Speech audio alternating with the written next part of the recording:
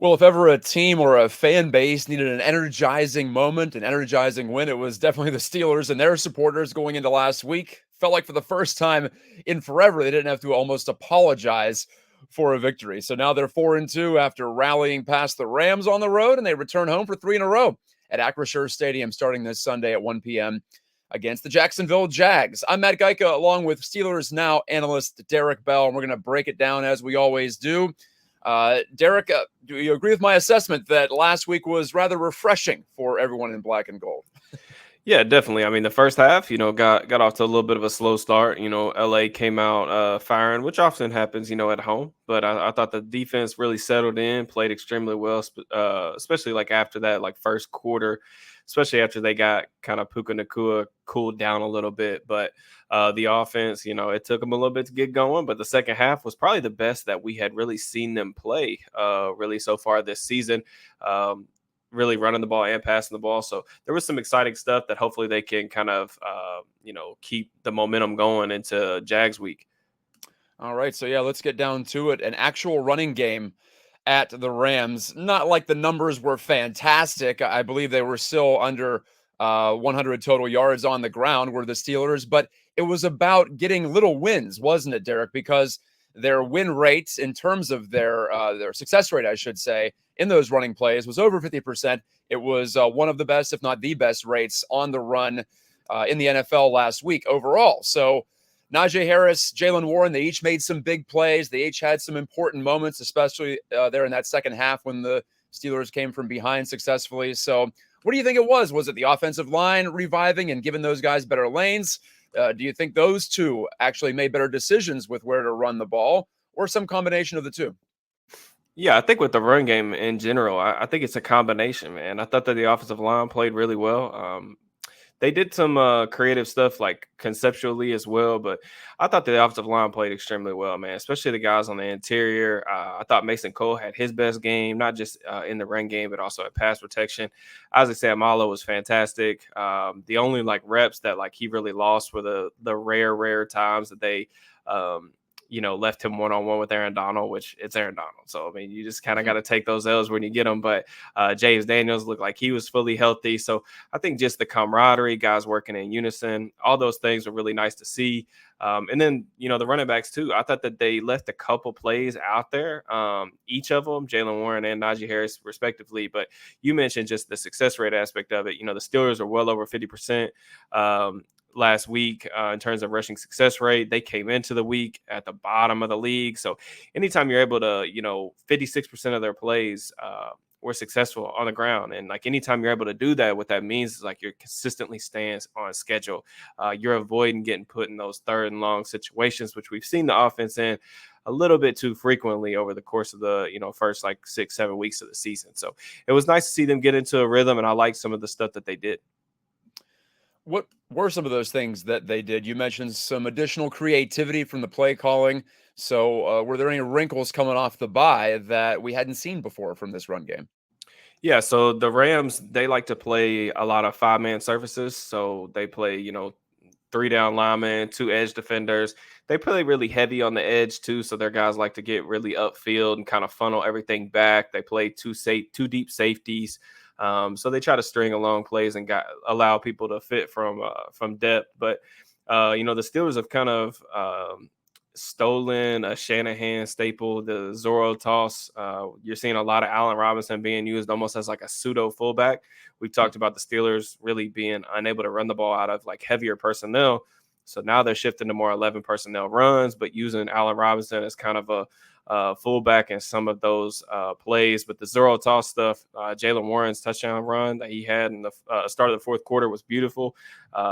Pretty much teach tape for how it's supposed to be blocked and how it's supposed to be read from a running back perspective. So, just finding like little ways to get back to some of their staple plays. That Zorro toss play is basically just outside zone, but they haven't been able to run outside zone very often or very efficiently so far this season. So just these little wrinkles that they're trying to get to every week to try to unlock this rushing game. I'm hoping that we'll see like a similar kind of effect as we did last year after the bye week, where the running game really took off and allowed them to stay consistently ahead of the chains.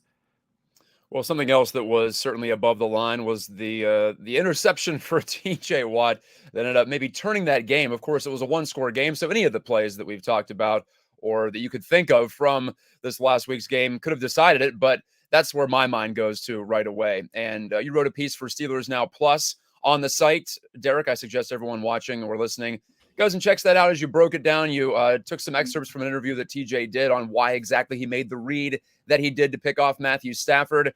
So for those of us out there who aren't as well versed in the X's and O's as you are or some of our listeners are, what made that read and that play so impressive for Watt?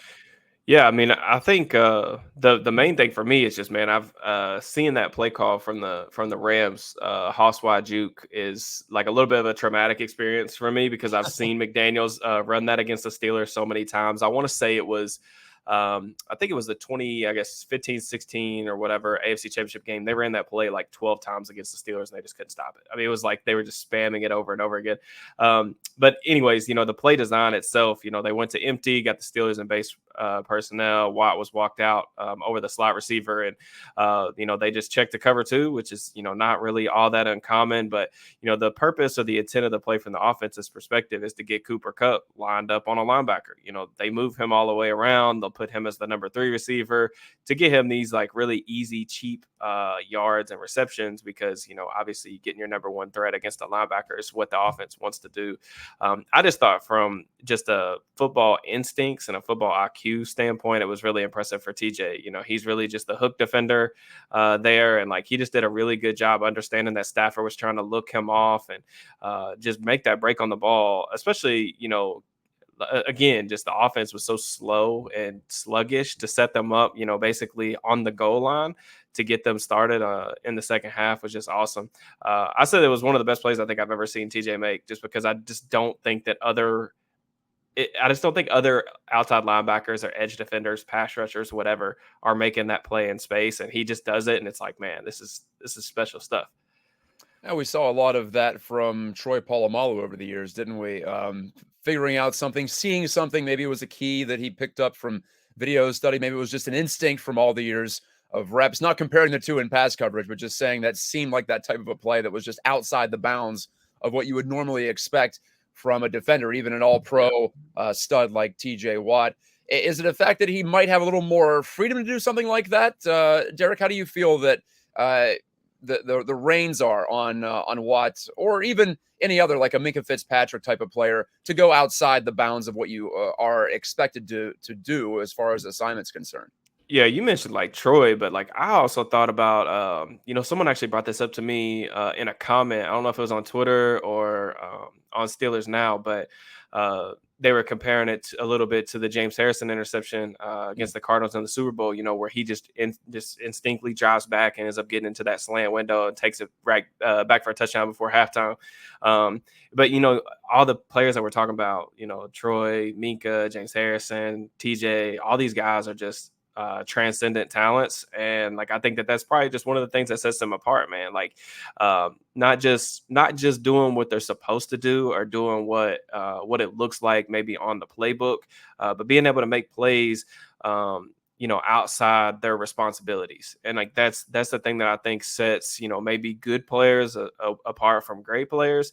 And we've almost become numb to how many of these types of plays that TJ makes, almost on a weekly basis. Like, and that was the main reason that I wanted to write that piece, was just because I really hope that people don't take some of the stuff that he does on a weekly basis for granted, because some of this stuff, man, like you just watch the football around the league. It doesn't happen for every team like this. And it just seems like every week, when they need a play at a critical juncture of the game or whatever to flip the script, number 90 just somehow finds a way to make it.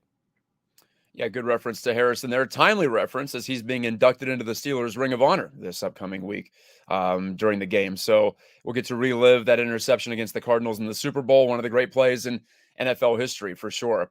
Now, it wasn't an awesome day for Watt at Los Angeles in terms of rushing the passer. Just had the 1 tackle, no sacks. Wasn't really in Stafford's kitchen that much. Of course, he did make perhaps the play of the game. But when we're talking about week in, week out, that's his bread and butter is getting home. So we did see some talk this week out of Steelers Steelers headquarters on the south side, that you might see Watt more on the right side, rushing from what you would call his weak side, I suppose. He likes to rush from the left more often. What do you think are the positives and potential negatives to this type of a tweak to where he's lining up?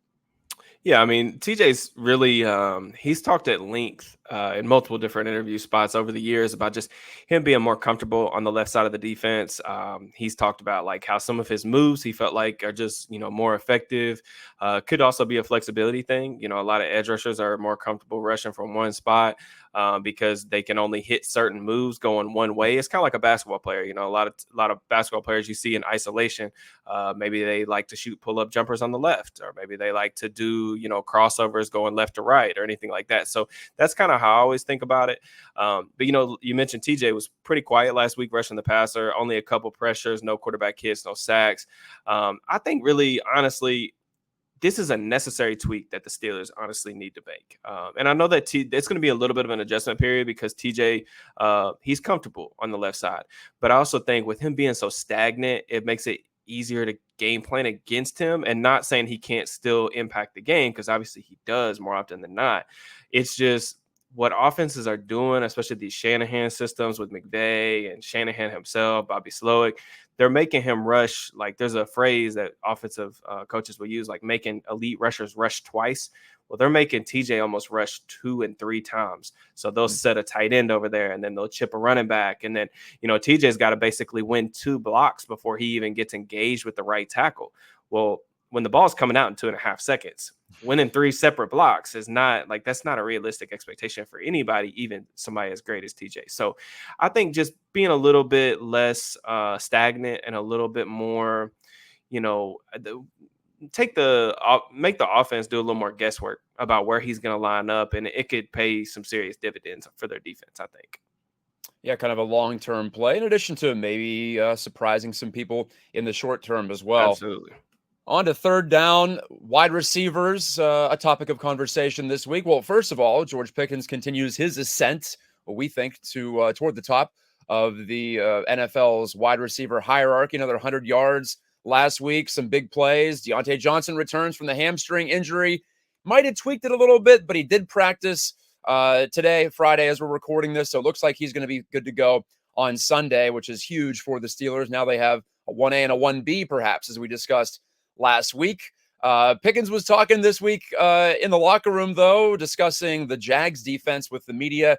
And he said that the Jags are more of a, quote, hope defense because they rely on their D-line to do a lot of the work, and just trust that they're not going to hang their DBs out to dry. Jag safety Rayshon Jenkins swiped back, saying that Pickens hasn't faced a defense like the Jags so far. That's why he's had so many yards and so many big plays. So first question, kind of a whimsical one, but is this how you know that you made it? You're starting to get into these war of words with the opposing defensive backs. Yeah, I think if there's one thing that Pickens doesn't lack, it's confidence. And I have no issue with it, man. I think the big thing is some people will say, bulletin board material, whatever it may be. I just think that NFL players, especially guys like Pickens or like the super duper competitors or anything like that, they just don't need a lot of that stuff. Like that stuff just happens naturally once you get in between the lines. So I like the confidence with George. I mean, I don't know that, the Jags, what he's referring to, the Jags defense, he was asked a question about all the yards that they've allowed. I think they're 31st in yards allowed. That doesn't necessarily tell the whole story, because the Jags have been up in a lot of different games to the point where like teams have had to throw the ball like just an incredible amount of times. Like the Jags pass defense in general is actually like top 10, I think, in dropback EPA and success rate. So this is not a bad pass defense. Now, I will say one of the things that he may be referring to, though, is Josh Allen has been absolutely incredible for the Jags this year. They selected Trayvon Walker with the number 1 overall pick last year, but Josh Allen is a guy who I think is kind of in that Alex Highsmith tier of rushers. And man, he's had a phenomenal season. I want to say that he's near the top of the league in pressures and near the top of the league in sacks as well. So he's playing phenomenal ball. And, that pass rush is something that the Steelers are going to have to slow down in order to give, Pickens and Johnson a chance to work on some of these Jags corners, Darius Williams, Tyson Campbell, those guys. But I'm really looking forward to the matchup, especially now that we got some trash talk in between players. Yeah, definitely. It's picking up here, and it feels like old times. AFC Central, a Oh rivalry from yeah. back in the day when it was Mark Brunell against Cordell Stewart, and on down the line. Well, hey, let's talk about the quarterback a little bit too with Kenny Pickett. Did you feel like he had a little more swagger, a little more confidence with Deontay Johnson back in the lineup, and he had a couple of options he can pretty much count on to, if not get wide open, at least be viable options when he looks their way?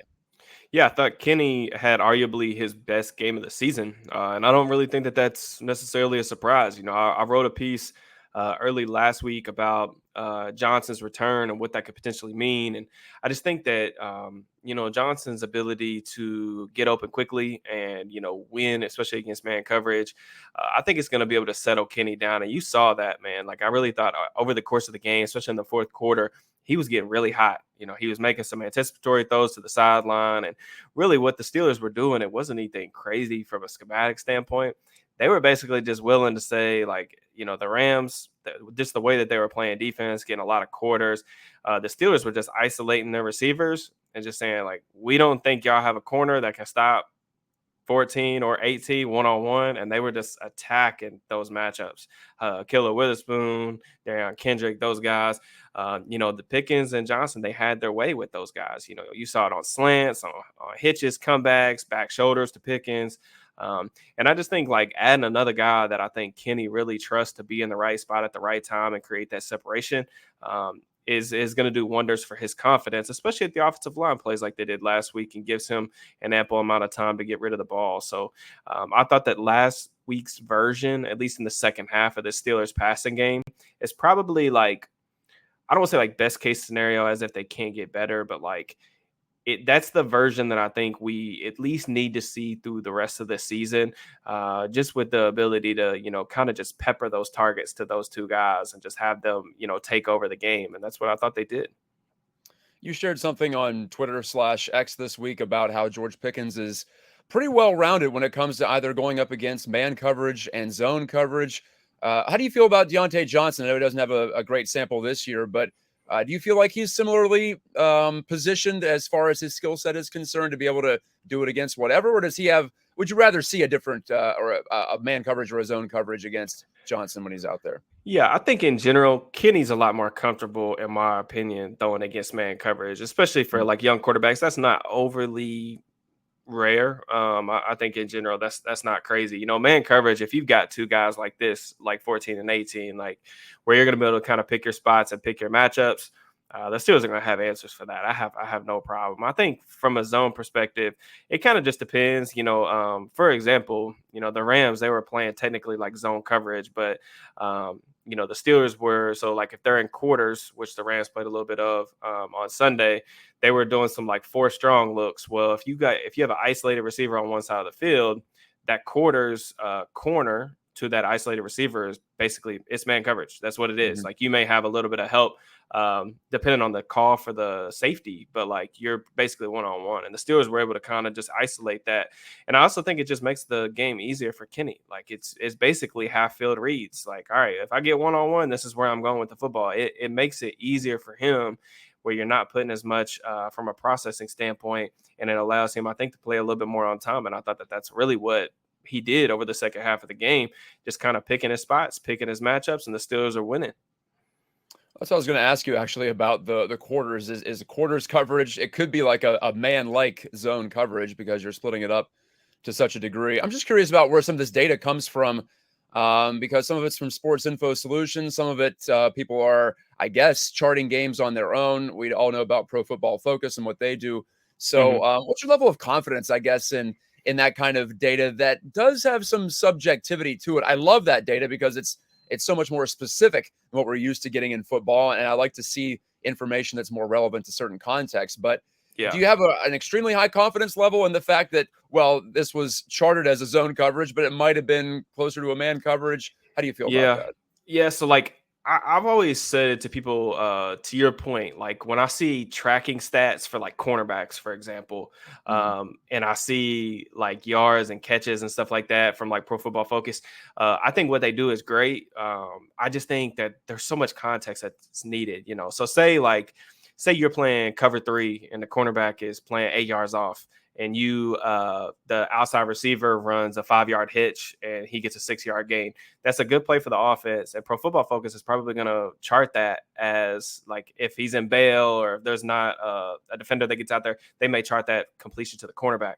Well, like in zone coverage, for example, NFL teams, college teams, they treat that 0 to 5 yard window in zone as the no cover zone. Like offenses will allow you to get completions in that area. So like, is it really fair to chart that as a completion against a certain defender if that's what the defense is allowing you to do? Mm-hmm. I don't really know. And then like you mentioned, some of the subjectivity of the calls, for example, every team has different ways that they want to play bunch looks. Every team has different checks that they want to play empty out of, especially quarters teams. For example, you can play quarters multiple different ways. If I mentioned like if you see a 3-by-1 set from an offense, you're playing quarters coverage on defense. Some teams may have the safety to the isolated receiver on a tricks call. So what he's looking at is the number 3 receiver. He's going to take anybody that shoots up the middle of the field. Some teams may just want him to play his straight quarter. Like it can be different things. So I think that there is a level of subjectivity to it. That's probably why the man and zone splits in general, I think they are valuable. But like I said, it just varies so much team to team that you really have to know. Like for me, I have a lot of confidence in like what coverages the Steelers are playing because I watch them every single week. But even like some of these teams, like for example, Jacksonville, not really super familiar with Jacksonville's defense. So like some of their calls, I'm not going to be like I may see that as like a busted coverage or whatever, but that just could be the way that they typically play that formation. So it is different. I do think it requires like a lot more in-depth context than maybe like some of these sites may lead off, I guess is what I'm saying. So. Yeah, it's a team sport, right? So it's going to be a little more tricky to analyze. Baseball is the gold standard for me when it comes to breaking down play and performance with metrics because it's essentially an individual sport masquerading as a team sport, one-on-one matchups, batter versus pitcher, etc. It's not really the case in football. I always say this in hockey too, and we follow that. It's just tough. It's messy. It's a messy game. Yep. Football can be a very structured game, but also we don't know what the intent of the play calls are. And I think that's a good thing to like lead into as well. Just from like if you're watching this podcast, obviously you're really you're probably very interested in like the more detailed aspects of football. But as much film as like we like to watch or as much numbers as we like to dig into, there's always a little bit of a gray area that you're not in the room. So like we don't necessarily know what guys are being taught against certain things. So you always have to like, even like for people like myself that try to give as much analysis as possible based on like what I've seen or what I know, there's always little bits of the pieces, like little pieces to the puzzle that like we're not privy to because we're not in the meeting rooms every week. So I just think, that context is definitely necessary for sure. Good discussion, and I'm sure we can continue along that vein as we move on down the season. But do want to get to our fourth down here, and Steelers fans are hoping that they are looking in a mirror here when they see the development of Trevor Lawrence juxtaposed against the development of Kenny Pickett. Lawrence struggled his first year, in some ways posted worse numbers than what Pickett is putting up in his first season equivalent of a full season, as we've basically gotten to that point now. And then Lawrence now in year 2 and in year 3 especially, he's got the Jags off to a hot start and just a couple of losses to their record as they roll into Pittsburgh here this weekend. You took a pretty deep look at the Jags offense this summer, just coincidentally, Derrick. So what do you think they have done to put Lawrence and company in a better position to succeed both last year and now clearly this year it's continued on? I think a lot of the stuff from when he was a rookie, man, is a lot of the stuff that you see with the struggles of young quarterback play. I thought that first and foremost, the culture that Urban Meyer was kind of establishing there in Jacksonville, I think that's been a topic that's been well discussed.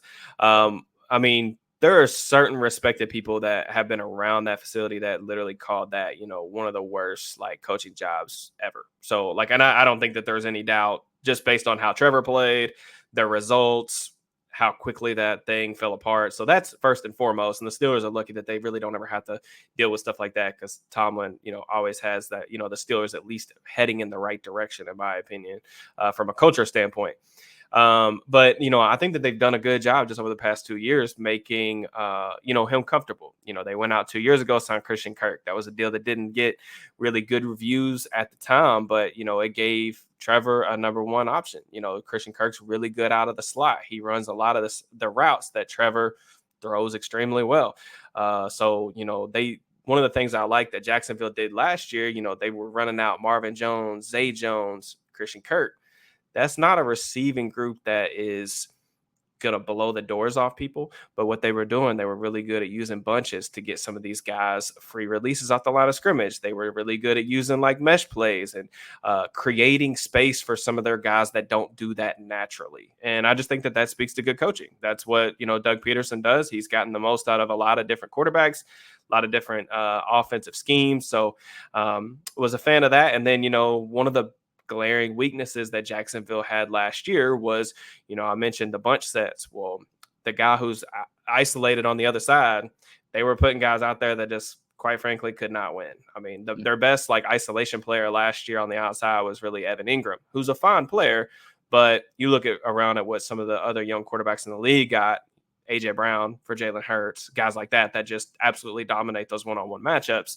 So they went out and got Calvin Ridley to be that kind of like X receiver to win on the boundary. And I think Ridley's usage could be a little bit better. I don't really love the way that they're using him. I'm a Ridley fantasy owner, so I've paid a little bit more attention to that this year. But some of the stuff that they're asking him to do, Ridley is a necessary piece because of his route running ability, and he can still stretch the field and win out to the boundary. So I just think that, and just the general aspect, is as great of a prospect as Lawrence was. And I still think, I already think he's up there as far as top 5, top 8 quarterback in the league. I just think, young quarterbacks, they take time. That's what happens sometimes, man. Sometimes depending on your surroundings, you can start off slower. And I really think that's what Trevor's done, but an incredibly talented player. The Steelers defense is going to have their hands full with him on Sunday for sure. Mike Tomlin said that Lawrence can make every throw, arm strength wise, finesse wise. He can definitely find those windows. What do you think is the one thing he does best, though, that the Steelers are going to try to key on to at least limit this week? I'll tell you the thing that I think Lawrence was the number one prospect for me coming out of his class. Really easy evaluation, just from a size perspective and arm perspective, underrated athlete. The thing that I guess I've learned to kind of appreciate a little bit more about Trevor's game is he's better in the pocket than you would expect for a young quarterback, just in terms of the way that he moves, how quickly he can move. We talk about athleticism for quarterbacks. A lot of people kind of only talk about what they look like on scrambles. Well, Trevor's just so quick in some of these subtle movements to hitch up in the pocket. But I think, though, the one area that I think I was wrong about his analysis was maybe I didn't think Trevor was extremely creative as a thrower, but dude, over the last, like I would say, calendar year, he's proven me wrong on that. Some of the things that he does, just in terms of like the shoulder fakes and just the aggressiveness, the windows that he's willing to hit with his arm, because like Tomlin mentioned, that's the most overused phrase ever for quarterbacks. You'll hear me talk about that all the time on Twitter. Can hit every throw. That is so not true. There's only about 5 quarterbacks in the league that can actually hit every throw. Trevor's one of them. But I think that coming out of college, I was like, he's not really all that creative. So I didn't think he was as big of a risk taker as he should have been. I'm wrong about that. He does that. The one thing that I will say with Trevor that the Steelers could definitely take advantage of is really loose with the football. Like he's good at avoiding sacks and manipulating in the pocket. However, his ball security, not great. Like you can get him, you can attack the football out of his arm. He will have an occasional, usually it seems like almost every week, he has like some really bad fumble in opposing territory when they're like in the red zone or something like that. That's honestly why the Jags offense, like efficiency wise and like numbers, success rate, EPA per play, is really not in the top 10, is because they've turned the ball over too much in like the red zone and stuff like that, which really hurts those metrics. So the way they take advantage of him, man, you just got to turn him over. He'll occasionally put the ball in harm's way, really via the fumble. So got to look out for that. So that being said, are we looking for another type of Steelers-Ravens outcome where it's ugly, lower scoring? Maybe the defense can make the biggest plays of the game. How do you feel about this upcoming matchup against the Jags? Yeah, it's tough, man, because I'm almost making this pick, I guess, because okay, I'll explain it. So the next 2 weeks after the Jags, I know the Steelers aren't looking ahead, but I am. Yeah. So they've got the Titans and it's the Packers, I think. But Yeah, that's right. yeah, Yep. they're gonna like the Steelers are better right now than those two teams. I feel really confident about that, especially getting the Titans. I know it's a short week, but they're at home, so that typically favors the home team. So I'm thinking to myself, if they beat Jacksonville this week, are they really going to be 7-2? Is that really? I don't think this team's 7-2 good. I don't even know if this team's like 4-3 good, but I don't know, man.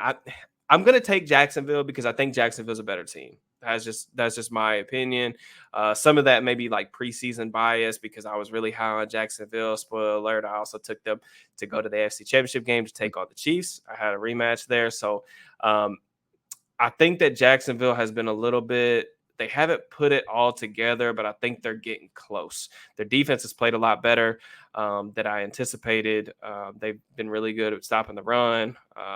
They've got some good things going on that side of the ball to where I think the offense, even as it's not been as great as I anticipated, I think that this team's close to being on the verge of something. So I think Jacksonville's a better team, and I would probably lean that way if I was making a true pick.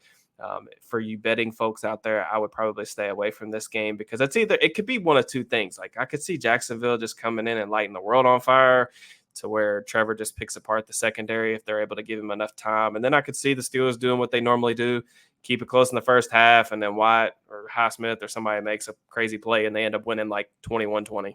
So We've seen that a couple of times already this there's only season, like and two outcomes these days for yeah. Steelers games. They win a close game that's really ugly, or they just get absolutely throttled. So it's only two outcomes that are really, really there. Yeah, and it's like you can see the script playing out too last week as Oh well. The yeah. way it was low scoring in the first half, Yep. you had a You good knew they feeling were that winning could that stay game. close. All right, well, Derek, I'll let you get back to making sure that everything is good at home. You welcomed your new son Nolan this past week, so from all of us here at Steelers Now, all of us viewers, congratulations to you and your wife, and as you grow the brood to 4 there at the house, right? Yep. Excited about it. Yeah, we settled in now, so that's good. He's gonna get to watch Sunday's game at home, so it'd be cool if they were able to pull out a win, especially in his first game here. We were watching Yeah. last week's game from the hospital on a cell phone, so that was not the Oh. most enjoyable performance, but a lot better in the basement for sure. Yeah, Nolan's getting 3 games in the span of a couple of weeks. So yeah, I know. I said everybody was joking at me at work or on me at work. They were like, "Man, you bringing him out, and he's gonna be just boom. He's getting the treatment from the get go. So he's gonna be a yeah, football guy." he's getting supersized me, Yeah. I guess, with 3 games. This one being the middle one, and the Steelers are going to try to pull the upset at home against the Jags. For Derrick Bell, I'm Matt Gajtka. Again, as you see there at the bottom of the screen, visit SteelersNow.com for all the pre and post coverage, and on social media as well at PGH Steelers Now. We'll talk to you next week, short week, as they get ready for the Titans.